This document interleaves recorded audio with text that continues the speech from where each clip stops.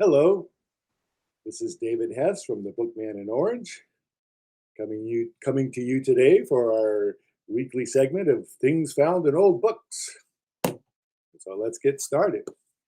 Today, a customer brought me this. He saw it on our shelf. He was going to buy it or look at it. He didn't buy it. Anyway, he brought this up to the front counter because he was familiar with our show, and he had seen a number of episodes, and he thought that I should get this. What he found was a little butterfly. It's a real butterfly, and it's in a little plastic casing, and somehow it missed the pricers, and it made the shelf, and he found it, and I wanted to thank him. I wanted to tell him that I would go ahead and put that on the show. So, a butterfly. Now, I found just the other day this book here.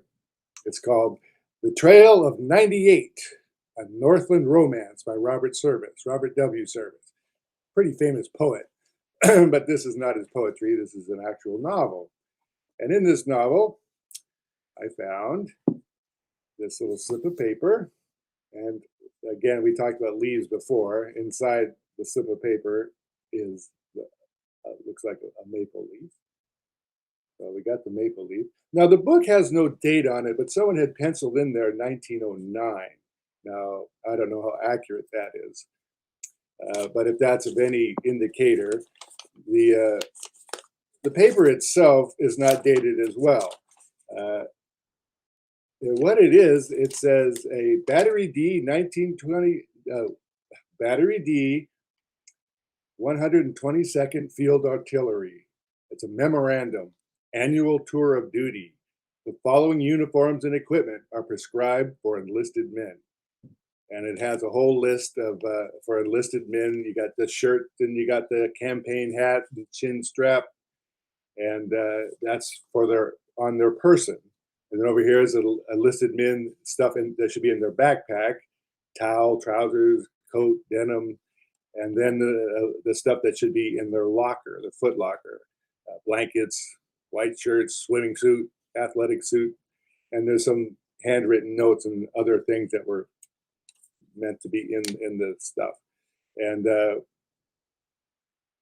so it says, for further information regarding the above, consult your chief of section. So again, I'm not sure what this is.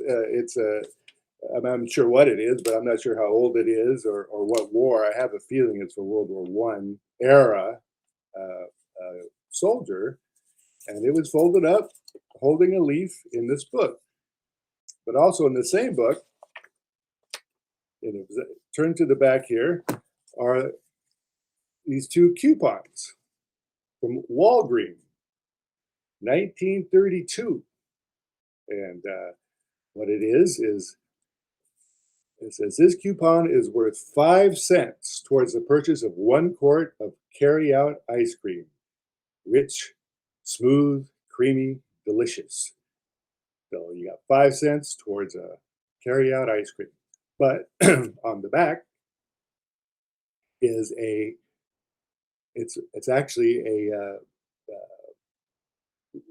not a coupon, but an entry to win a free Chevrolet. They were giving a free standard Chevrolet coach will be given free every day except Sunday until further notice to one of our customers who come into Walgreens, if their name is posted in Walgreens. And so you can win yourself a Chevrolet. So you hang on to these tickets. It said, do not discard, because you'll need this ticket to win the Chevrolet. So this person had 2 tickets and didn't want to lose them. So he put it in this book. And I don't think he won. But it's a great item here. It's good only until July 10th, 1932. 5 cents off. At least you get 5 cents off. Maybe not the Chevrolet. And then I found in this old ex-library book, Zane Grey, The Call of the Canyon by Zane Grey, the old library book that's seen its better days. It's pretty well worn and tattered. But in the flap of this jacket here was this envelope, and I found it And I opened the book, and I was very excited. I thought, oh, good, a letter. I love getting old letters. But alas, there was no letter in it. It's just the envelope.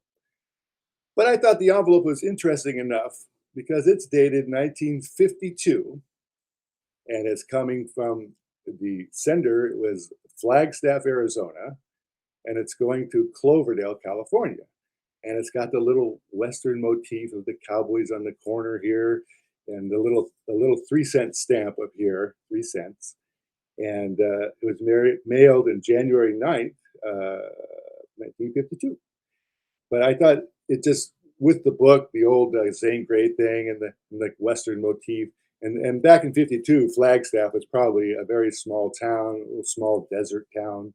So it had that going for it, coming from a small desert town, going to Cloverdale.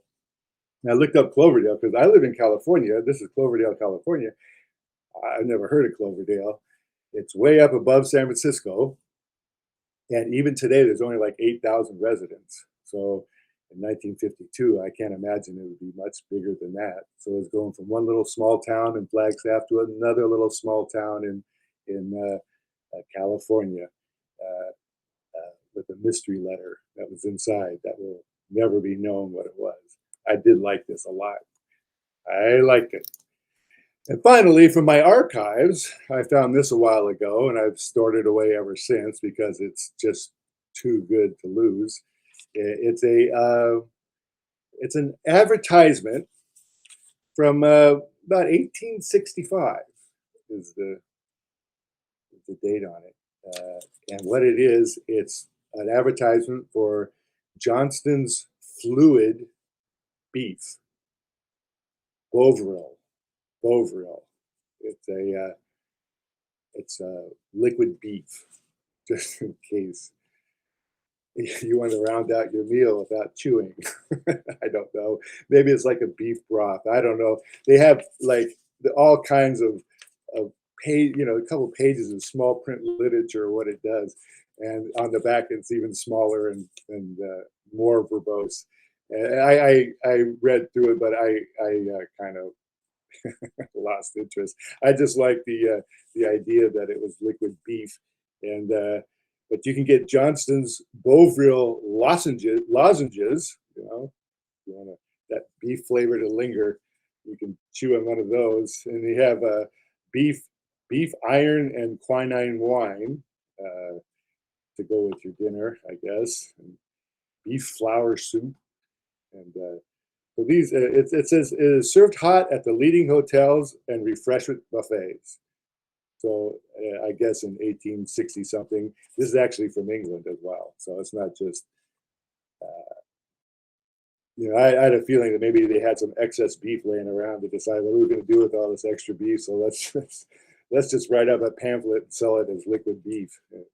Who knows? It might have. I don't know if it ever caught on, but yeah, I thought that was kind of amusing and caught my fancy. But there you go. And that's all I have for today. And if you have anything you'd like to share, and I'd be more than happy to share it here on the show, write me at oldbook@ebookman.com. Not old books, just oldbook@ebookman.com. Thank you for joining me, and I will see you next week for another episode. Thank you. Bye-bye.